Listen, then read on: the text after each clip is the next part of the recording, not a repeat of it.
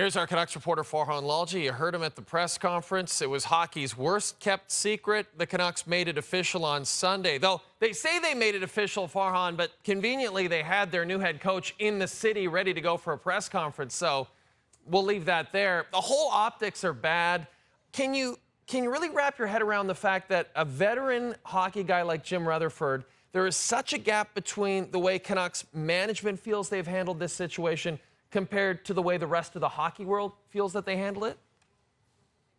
Yeah, it really is difficult to watch him double down the way he did in all of this, because I think they're really misjudging the marketplace. And when you listen to their comments, this is not about Jim Rutherford and Bruce Boudreau, and Boudreau being emotional on the weekend, and Bruce, there it is, from the fans, and the send-off. I mean, that was part of it, but really, this has been half a season of this, right? I mean, when you listen to their comments, you can really piece together the fact that they didn't want him there to begin with. They were kind of forced to have him there because he had another year under his contract. The owner didn't necessarily want to pay out another coach for a full year. You also had a situation where he was so good with the team last year that they really felt like they had to bring him back. They've been looking for a while. Patrick Allvin said he interviewed multiple candidates for this job. We know this has gone back at least a couple of weeks. Yeah, I know the contract itself wasn't signed until very recently, but when you get a coach that gets replaced midseason, yes, they do wind up talking to the replacement before they wind up making the firing. But this gap in time, and for Rutherford to say this was all about speculation, I don't think that's reasonable. That speculation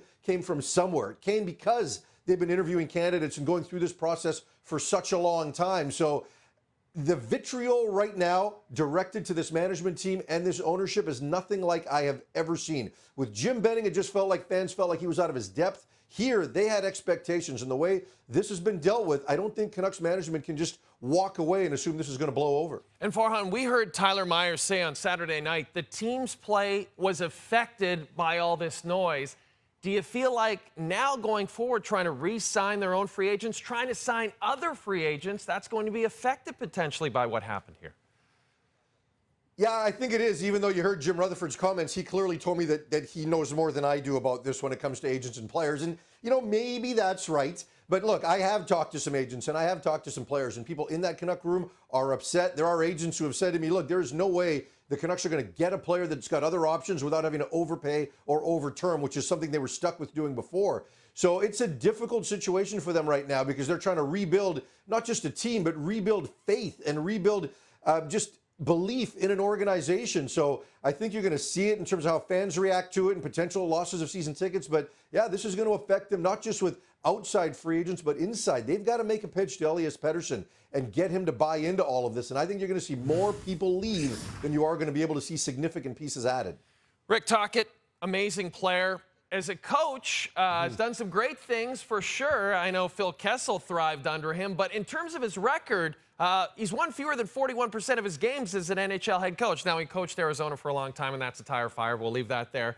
But what does Rick Tocchet, in your opinion, bring to this organization that maybe Bruce Boudreau didn't?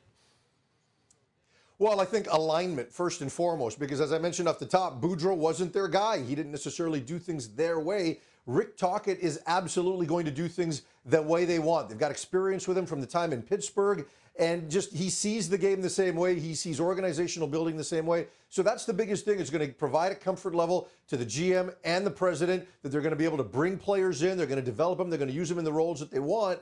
And, you know, I don't think the expectations are going to be high. The schedule is interesting, though, because Boudreau, since Christmas and the Canucks, they've had a crazy tough schedule, and now it gets much, much lighter. So they might get a bit of a bump under Tocchet, but I don't think they're expecting him to all of a sudden go on a run and find a way for this team to get into the playoffs. I think they want to see some structure implemented. They want to see some younger players or some underperforming players get a little bit better before the end of the season, and I think at this stage they'd view that as a win.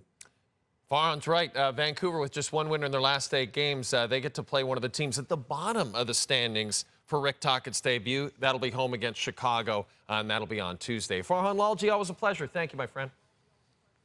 Hey, aren't we talking football? Where's the football question? That's for Luke. I'm sorry. Oh, Luke. Okay.